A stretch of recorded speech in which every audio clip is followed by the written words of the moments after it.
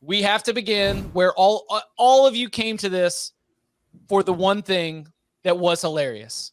The college football season started with a wouldn't it be hilarious? And it was hilarious. The Nebraska Cornhuskers blew not one, but two double-digit leads. There were special teams errors. There were poor special teams decisions. And there were two fourth quarter turnovers that allowed Northwestern to pick up a massive win in Ireland. Final score, 31-28. The Wildcats, as a double-digit underdog, go and get the win against the Cornhuskers. It leaves Scott Frost 5-21 in one-score games at Nebraska. It leaves Scott Frost 1-9 in his last 10 games, even though that point differential is -2. So there will be love for Northwestern. There will be praise for Northwestern, but we have to begin with the Nebraska side of things. Are we going to have an Irish Lane Kiffin situation? Will the Our Lingus jet come back with Scott Frost on it? What do you tell a Nebraska fan right now? He's not getting fired.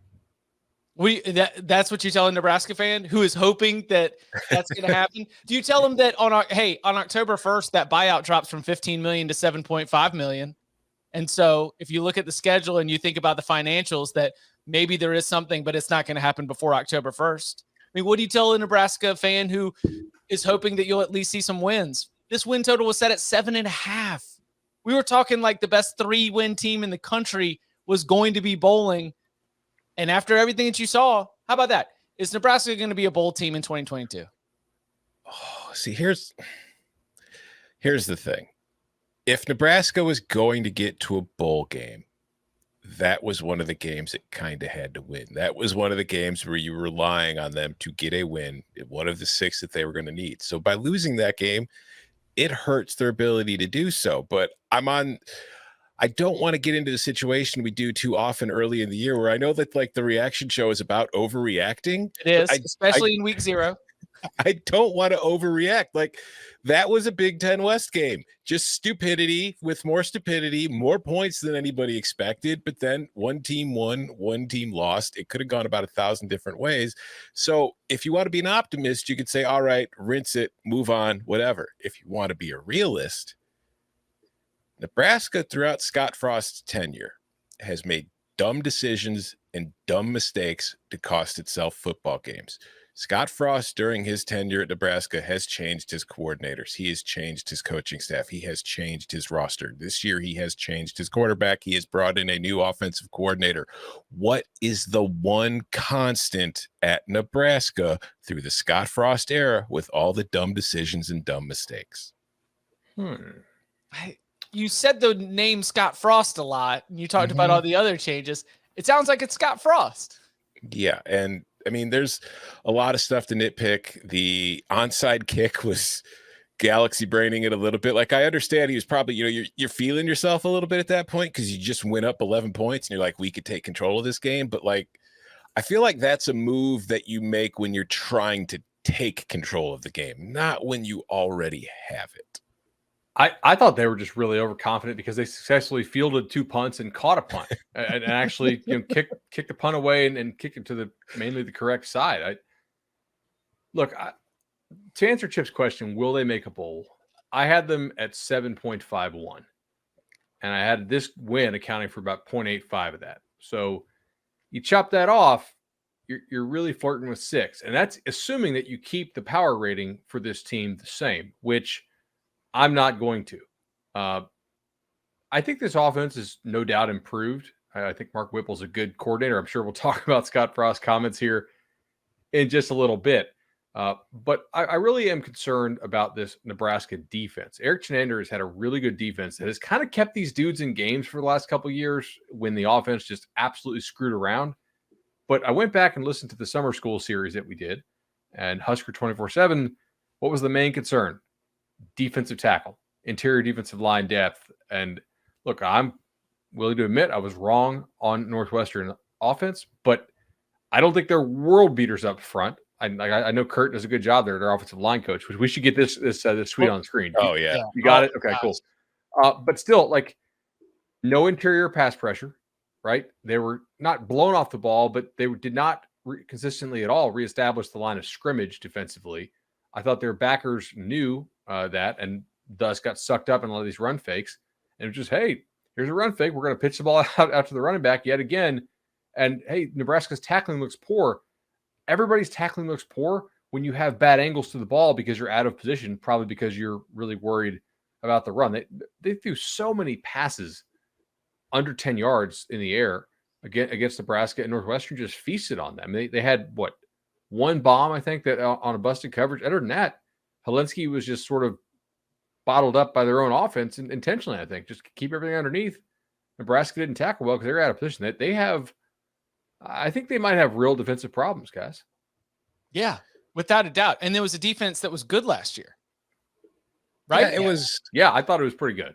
Yeah, it wasn't great against the run, but it was better against the pass than it looked today. I mean, Ryan Helinski and Northwestern were throwing the ball all over the field on Nebraska into wide open spaces, which is not something you tend to see from Northwestern. So do you think that the Hull Porter 1-2 combo at running back and that ground game is going to be able to be successful for Northwestern? I mean, I'm not trying to advance all the way to like the Northwestern praise here, but is that a Nebraska issue alone, or is that something where you're like, hey, shocker, that offensive line? I mean, we put a lot on Skoronski, but is the offensive line a plus value offensive line? And does that 1-2 combination at running back suggest that Northwestern is going to do a very Northwestern thing and, play solid defense, not make mistakes, but also be able to run the ball to move the chain and bleed clock? It depends on who you play. Sorry, Tom. No, you're the Big Ten guy. I was just saying, I'm not ready to make that statement just yet because this is a Northwestern offensive line that finished last year ranked 121st nationally in adjusted line yards, and it's got a lot of experience, and it looks better. It looked really good today. I'm not trying to take anything away from it, but this is also, like Bud was saying, a Nebraska defensive front that was a concern for Nebraska fans going into the season, and they had every right to be concerned after what I saw today.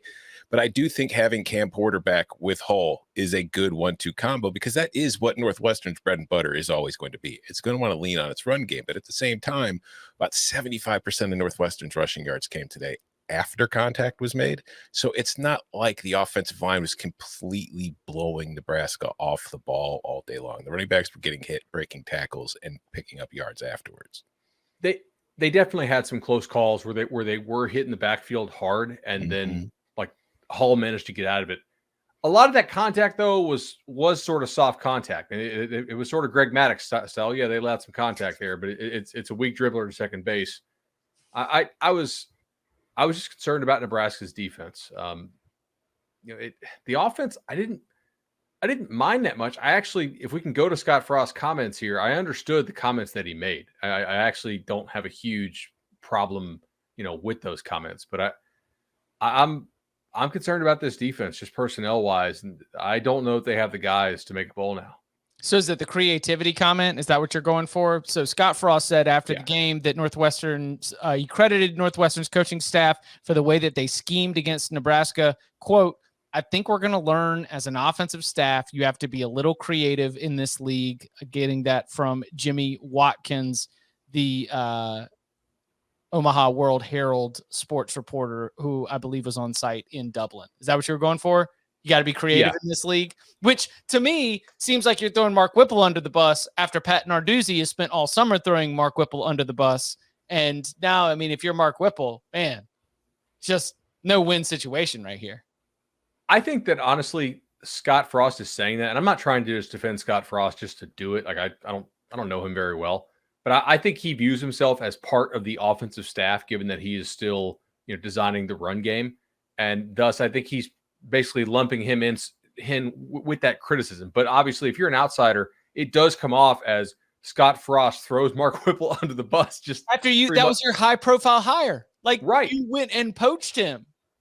You could see though that Northwestern did adjust to some of the things that Nebraska was doing, and I think because it is a new offense for Nebraska, they did not have enough reps in that system to be confident in their counters. And you could tell Casey Thompson took a little bit longer to get rid of the ball. He didn't read it out quite as well in that second half. He forced a couple of those seam balls over and over again. Like, he honestly had two more that could have been picked. The Northwestern deserves the credit here for winning this game. I think Nebraska, like my main concerns, offense, I think they'll be okay going forward. Defensively, I don't know, man. You touched on something that, to me, if I'm a Nebraska fan, is a huge concern. Not so much what Frost said, but going back to last year, remember what happened after Nebraska lost to Illinois? What Frost said? We weren't expecting them to come out in an odd man front. Yeah. And then when they did, Nebraska had absolutely no damn idea what to do, apparently, for the next 3 hours. Because once they saw it, they're like, we didn't prepare for it. We have no idea how to play against it. Today, we needed to run the ball more. They didn't make any adjustments in the second half. You said it. Northwestern went into the locker room at halftime and adjusted. Nebraska didn't change anything. They were running the same plays in the second half, and Northwestern had adjusted for it, which was leading to pressure on Thompson and interceptions over the middle where he had been feasting in the first half. So once again, they have an entire offseason to prepare for a game. They get caught off guard, and they cannot make an adjustment in the second half or at any point in the game going up against another team that can make an adjustment. And it's another instance where I watched Scott Frost get outcoached. And I've seen that many times since he's been at Nebraska in the Big Ten. And I don't know if it's going to be ending at any point soon. There's no reason to believe anything is going to change because Northwestern is a team. Pat Fitzgerald's entire philosophy is, and I made the joke tweet, I said Pat Fitzgerald's play sheet wears a chastity belt, but he's super ultra conservative because he just knows that as long as he keeps the game close at the end of the game, he's coached his team well enough to know that they're not going to make the mistake and they could capitalize on the other team's mistake. And you know what team's going to be making a mistake late in the game? Nebraska. They did. They made multiple mistakes, and Northwestern capitalized on them and won the game. So, Tom, I actually disagree that it may not come to an end soon. I'm pretty sure it will come to an end soon. Soon, if you count this year, like soon as in next week, probably not. The onside kick, it did feel to me like trying to prove a point. They all got on Scott Frost last year, they being the media, and the media may not be wrong about how you need to have a special teams coach. You need to have a special teams coordinator. Well, they went out and got one. And it's like, you know what? We're going to show off just how special teamsy we are now. We're catching punts. We're kicking, we're actually kicking punts. We're doing okay. Even though, gosh, that punter for Northwestern was just awesome today. It didn't almost feel like, hey, we're gonna break this out to show y'all. I don't know if you heard that, but his dad was in the NFL. Did you guys know that? They might have mentioned that from time to time. Was his dad Morton Anderson? Not that one. Oh, the other punter that you know. But yeah, sorry, bud. To your point, that it was a little chesty, right? Like you were trying to say, like we have invested in our special teams, not only in the coaching, but we believe that our special teams are going to be elite. Yeah, exactly. He's got football brain. He's got football guy brain. He just gets too chesty at times. It's like, go think back to the comments about puking. Like our offensive line is puking 15 times in practice. And now it's like, yeah, look at us. We're going to run this onside kick. He gets too hyped up and caught into the emotions of a football game. So to the tweet that was referenced earlier, Kurt Anderson, the offensive line coach for Northwestern, on Twitter, and to think we only puked 4 times all camp. Puke emoji. And by the way, that was sent just before 2 a.m. Dublin time.